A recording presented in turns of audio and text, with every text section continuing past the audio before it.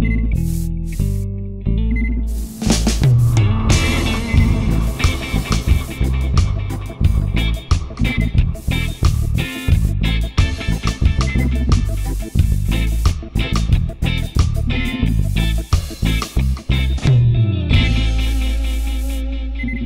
my name's Costas. I'm Chris. Welcome to the 11th episode of the weekly magazine.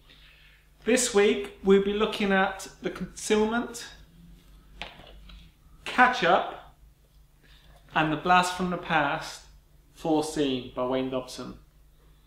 So, two new things there. Concealment's brand new actually, isn't it? Just come out. Yeah. Catch Up's been out for a little while. A great coin routine. Yeah. And the Wayne Dobson thing we'll talk a little bit about later on, but yeah, it's good. It's worth watching. Don't forget the competition from last week is still running this week. Go to the website where we show this episode, put in the comments box the first name of the professor and you'll automatically be entered into the draw. And have you decided what the prize is yet? It's going to be a good one. And you would only find out... Is it going to be one of your hats? It's going to be... No, those are too precious. No, it's right, let's get to the once-over.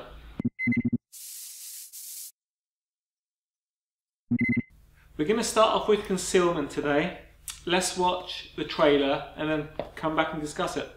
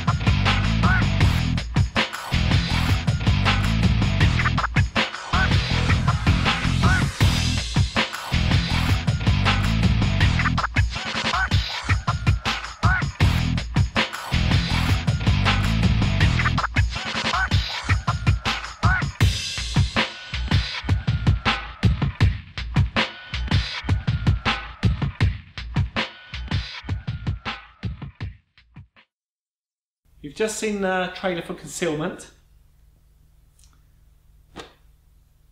Chris? Yes. Well, it's one of those things, isn't it, where you think, why didn't I think of that? Yeah. Because somebody else did. And very often the simplest ideas are the best. And this is one of those cases, really.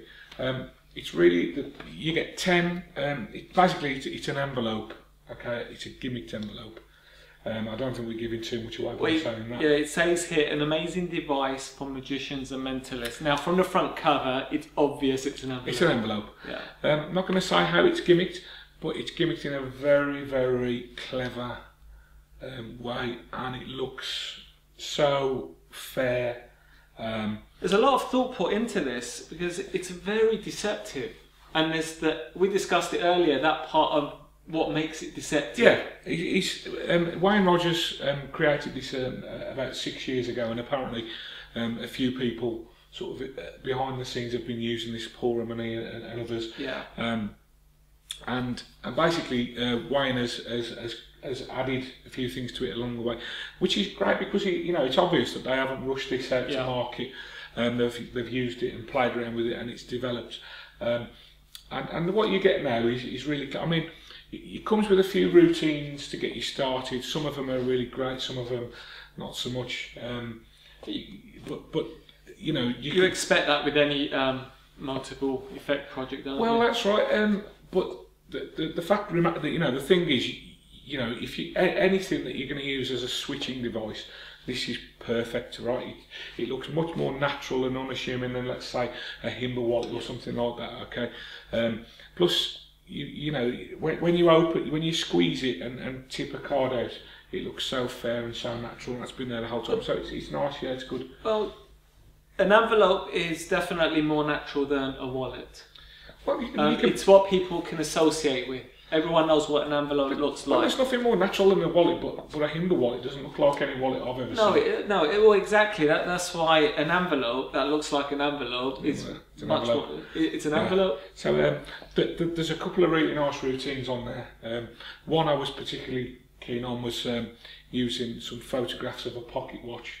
Okay, that was a really clever, nice routine. I like that. Great use for it, isn't it? And also, I saw a diary effect that Paul Romani has released previously. He didn't explain how it was done, but that was excellent as well. But the good thing about this is, it's a utility device. It's a prop that you can, you've probably got routines already that will benefit from using. I can think of 4 uses for this off the top of my head. Straight away, that's right.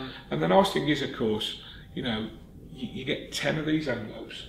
So if you were to utilise the envelope along with a switching wallet, that increases your possibilities straight away, doesn't it? So I think it's a really nicely produced product. Like I say, the envelopes have been professionally made, and they're made out of really high quality material, so they're going to last you a good long while.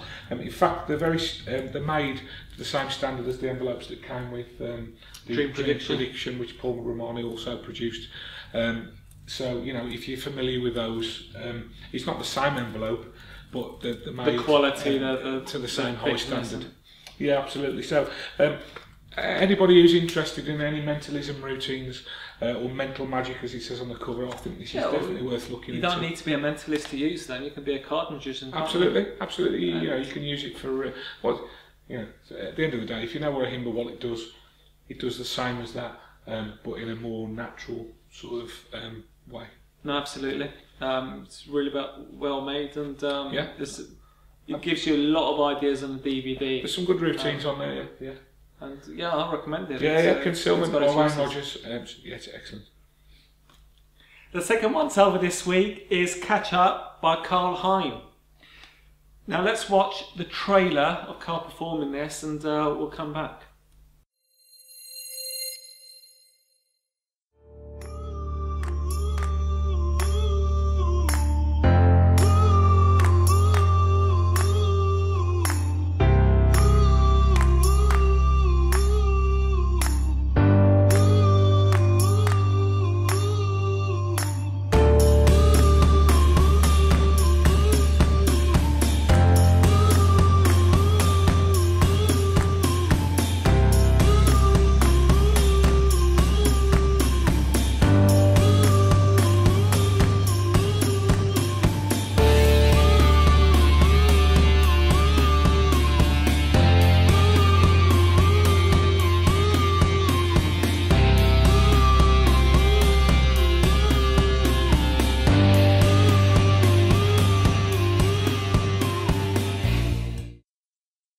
You've just seen the performance of Karl performing his routine.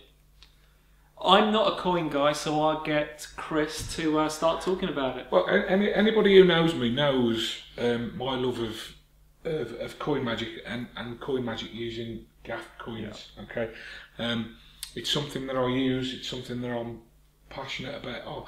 I've had pretty much every coin gaff going ever made at one time or another, and copper, silver, brass. This uses a copper silver brass set, by the way. It's something that I've been using in my professional work for many years.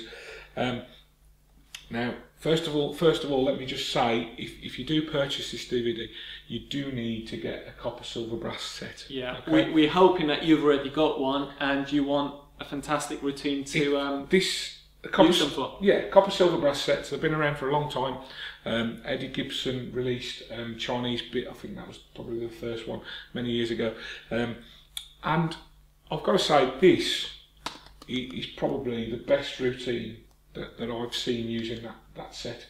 I watched the DVD with you, and the performance of Karl and the reactions of the spectators was really nice. He gets brilliant reactions from a coin trick. You know, he starts off by doing a production, okay, which makes sense. And then he does a quick three fly using international coins one at a time, and then he does his final sequence, which I'm not going to spoil it because you know I want you to watch this for yourselves. But the sequence at the end, that's where he really gets people. You know, that is fantastic. So if you're new to coin magic, this isn't easy. Yeah, I would find it. Challenging at the beginning because it's not something I do. If you're brand new to coin magic, but coin magic, by its very definition, is more difficult. No, that's not necessarily true. There aren't many self-working coin tricks. That's what I'm trying to get at. You know, even with the simplest coin trick like a copper silver, you're holding out, you're doing switches. There's a lot going on. All right. But for someone that is confident with coin magic, they'll be able to get into this pretty easily. Anybody. The nice thing about it is it's quite modular. Actually, you don't have to do the production. You could just bring the coins out, show them, and go into the routine rather than doing the production. You don't have to do the three fly. You could just do the third phase. Anyone who's done any coin magic, if you can do a three fly routine, I would say that you've got all the tools in your locker to perform this routine. And the third phase. It's very, very easy actually, but it's quite bold. But saying that, if I had a copper, silver, brass set, which I do, even though I don't do coin magic, you know, you've been in magic for so long, you end up with all these things that you end up not using. I can, with practice, it teaches you It teaches you everything. With practice, I can learn this routine. However, I'm not going to learn it in a day. Or it's going to take me a while to get into it, and I know that. You would learn the mechanics of it in a day.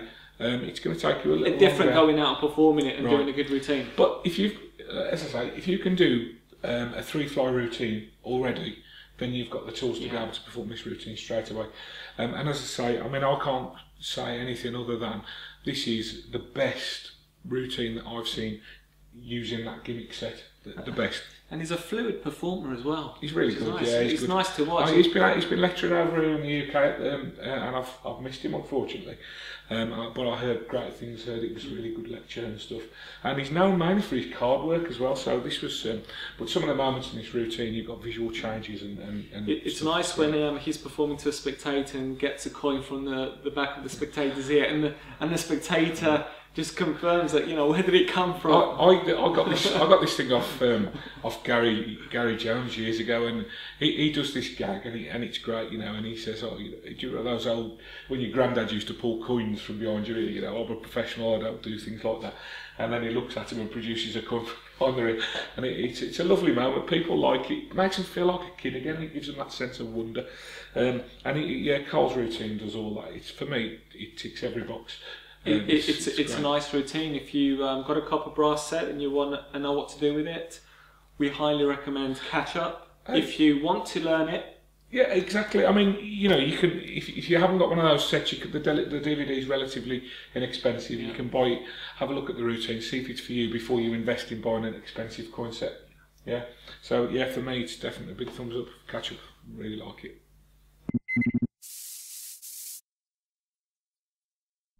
So the big question this week, or the question and answers this week, was all about charities. Now, as a performing magician, anybody who's just getting interested in performing, or is first getting a website and things like that, sooner or later you're going to have charities approach you and ask you to give up your time for free.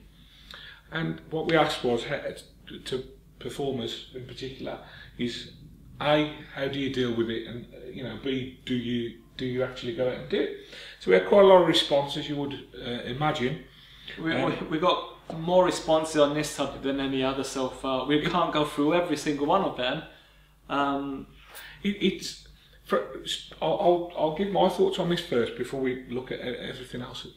The thing that annoys me the most is the fact that they're very impersonal when they do this. They just go to Google, go through every magician in the area, send them a blanket email and expect us to give up our time for nothing. Now, you know very well that the hotel are charging them to be there and running the event. You know that the waiting staff, probably the DJ and everybody else, they're not donating their time for free. So I don't know why they expect us to do this. Although they do have their time, you know, they have got a purpose, these charity dues. And somebody actually mentioned this, Tom Mullinger. Hi Tom. He did say to me, you know, when he first started out performing, he did all the charity gigs he could to gain exposure and get experience. That's a valid point. Unfortunately, you know, these charities, they approach the experienced performers because they get their contact details off the internet. Now, I would say if you're new to performing and you want experience, then you approach all these charities and they'll be glad for your time. So that's a good point, Tom. But also, this subject can be linked to the other subject we had a couple of weeks ago about people's perception of magicians. Yeah. Because do they think that magicians have got all magicians have a full-time job, and in the evening they just dabble in magic so they can go for free? I don't think it's that. I think the problem is people get. I recently was approached by John Lewis to do an event for them on the other side of the country. Now this is John Lewis, who's just spent over £1 million on their Christmas advert, and because they're supporting their charity, they think everybody. If I'd done, don't get me wrong, if I'd done 10 gigs this year for John Lewis and they said to me, "This is our charity fundraiser, would you?" That's a different story. Absolutely, of course I'll do it.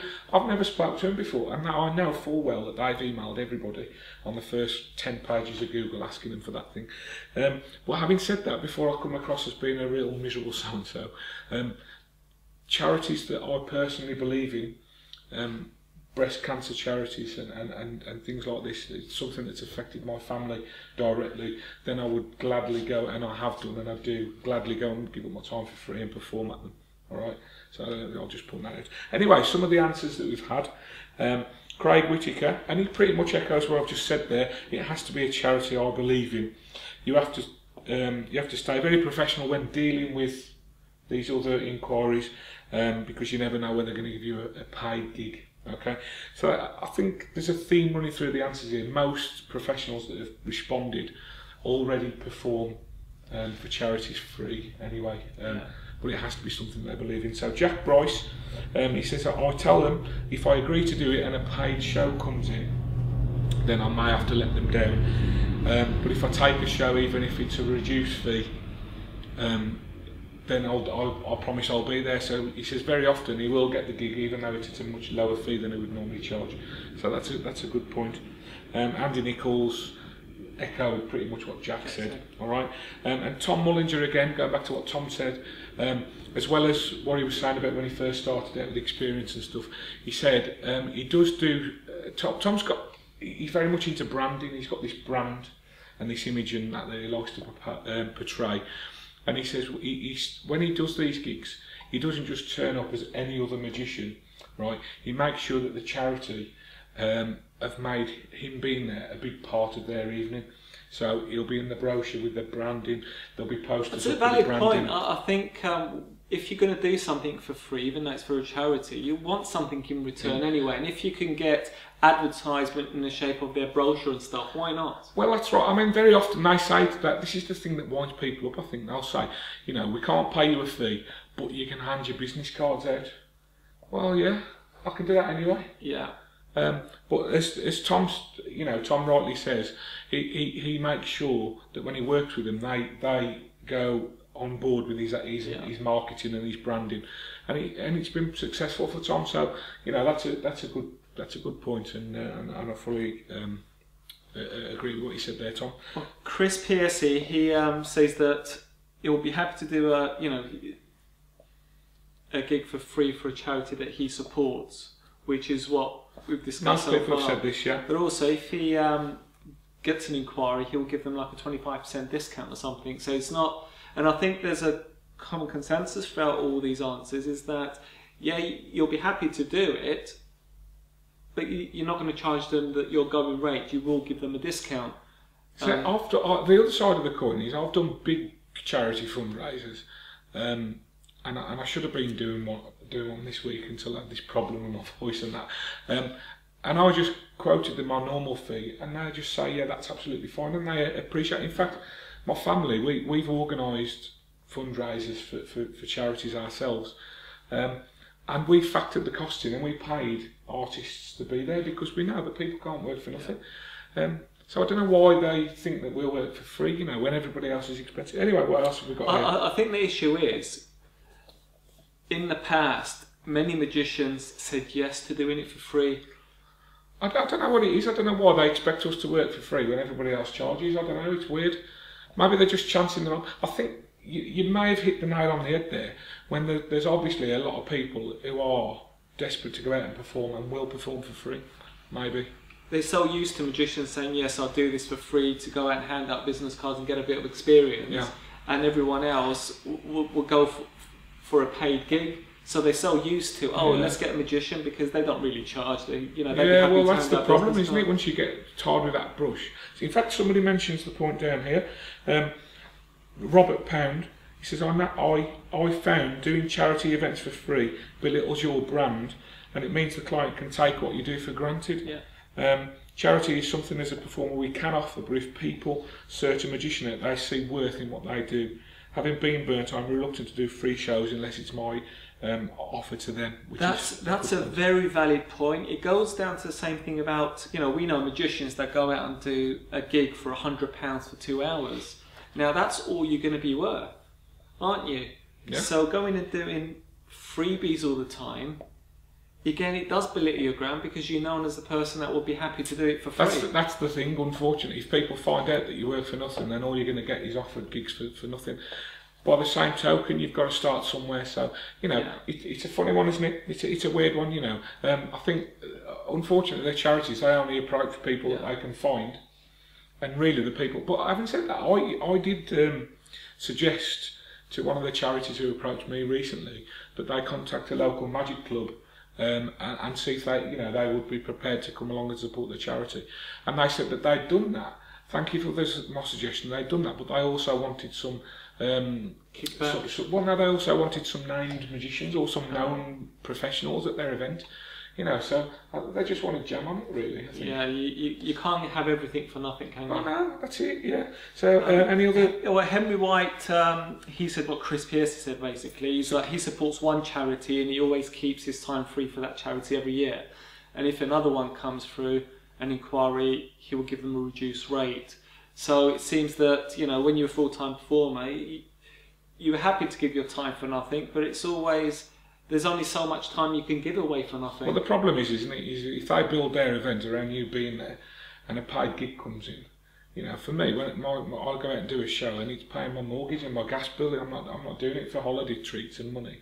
It's my livelihood, and that's what they don't realise, So everyone else has said basically everyone the same else, thing. Lee Smith, Matt Wainwright, have all said the same thing, that they have certain charities that they support. And everybody else really, they either pay a fee or they don't attend. And I think really that's the way that most people... Anybody got any other thoughts, please get in contact. We can always read them out, because I think this is something that we may return back to on a future show. And absolutely, so I think there's a lot more we can discuss, because there's the other side of it, that everyone else seems to get paid at these charity events, but magicians don't, I've done them in the past, and they have brought in work for me, but I'm very, very reluctant when it's just a round robin, when it's email to give up my time for them. Especially when you're a full-time performer, there's only so many gigs you can do in any week anyway, and you don't want to keep on going. For me, my time's precious. I'd rather spend time with my family than travel to the other side of the country and give up my time for free. For something that I don't really support. I'm going to stop before I sound like a real miserable self. Okay, so thank you for all your replies this week, and we may return to this subject again.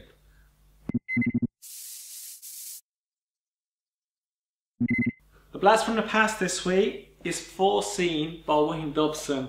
Let's see a cracking performance for this effect.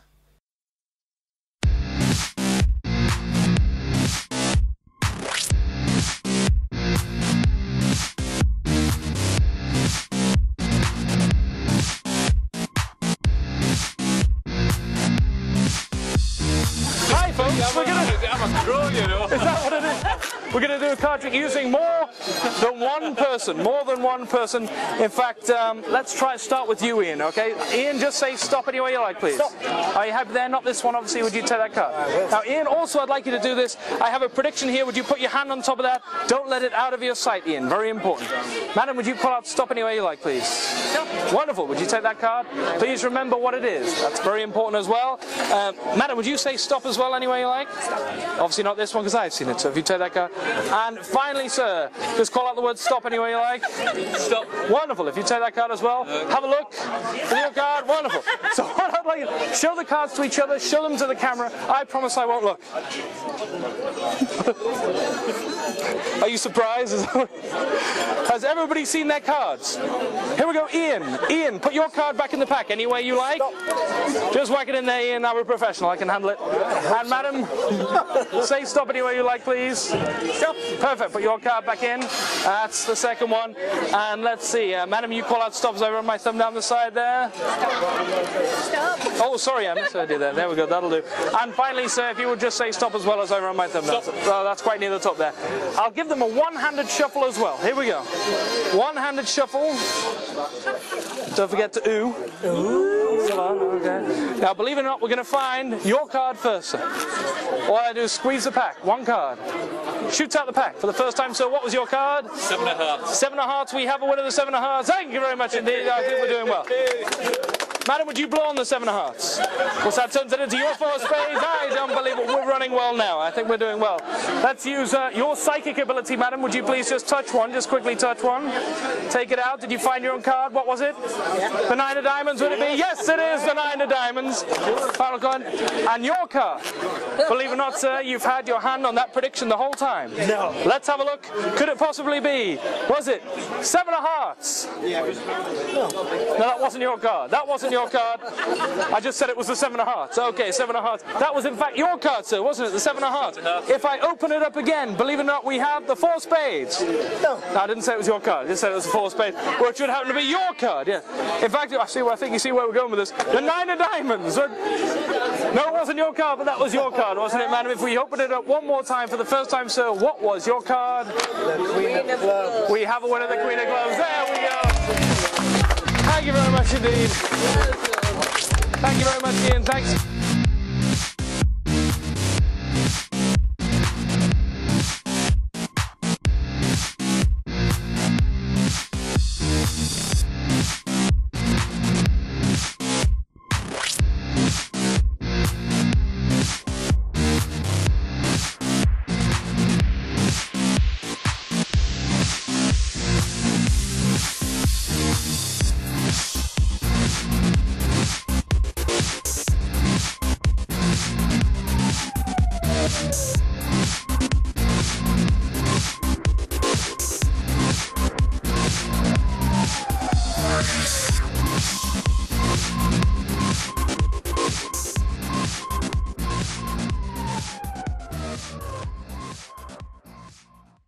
Now you've just seen the performance for Fourseen. What a cracking trick! Well, I'll tell you what, right? And everybody who aspires to be a performing magician should buy this just to watch Wayne Dobson's performance on his TV show, because it's funny. His timing is immaculate. His sleight of hand was really good.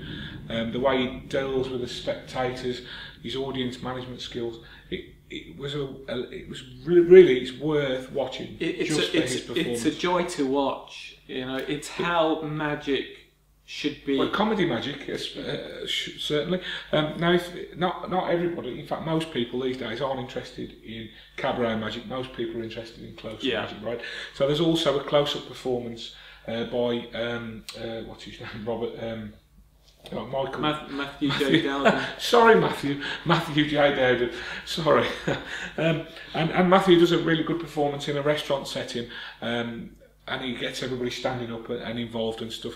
Matthew does does a great performance as well for a close-up setting.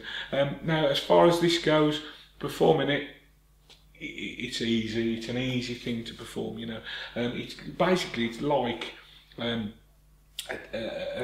10-card reveal, but 4 cards. Yeah. Okay. So you can have any reveals that you want to do, and they do teach them on the DVD, and you see some of the things that they do, or you can do any card reveals that you want, but for the final reveal, you reveal 1 card at the end, and you've got a great fold-out prediction. So it's excellent. It's really good. Great interactive trick for 3-4 spectators. Yeah, absolutely. So if you're working a table, you know, with say 10 people, we're in the UK. A lot of the work that we do, weddings and corporate events, there's usually 10 people around the table. So if you pick one person from that part of the table, somebody from here, somebody from there, somebody from there, you've effectively got the whole table involved in your routine. And the nice thing about this is it folds quite small, so it'll fit in your inner pocket or something. You can take it out, put it down, and as Matthew does, you get a spectator to put their hand on it right at the start. In the cabaret performance, Wayne gets the guy to put it in his pocket.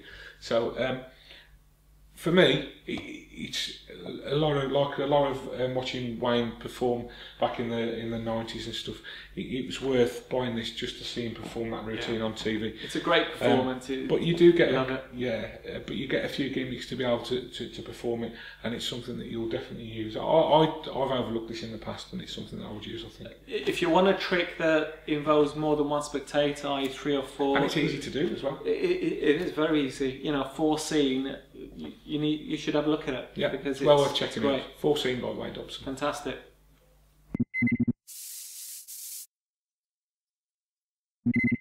Town news.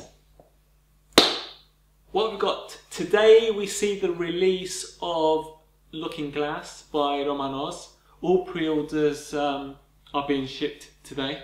Yep. Which is great. Yes.